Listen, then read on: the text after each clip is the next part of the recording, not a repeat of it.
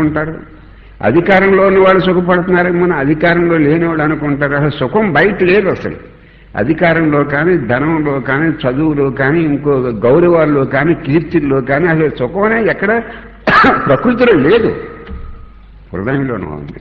మన హృదయ గుహలోనే బ్రహ్మం ఉంది, మన హృదయ గుహలోనే సత్యం ఉంది, మన హృదయ గుహలోనే పరమాత్మ ఉన్నాడు.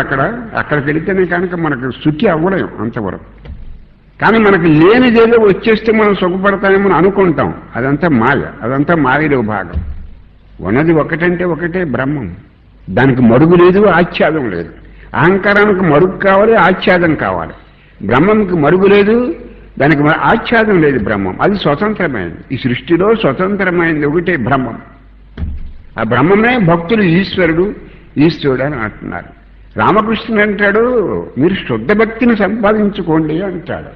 శుద్ధ భక్తి అంటే ఏమిటంటే కారణం లేకుండా మనకు భక్తి కలగాలి.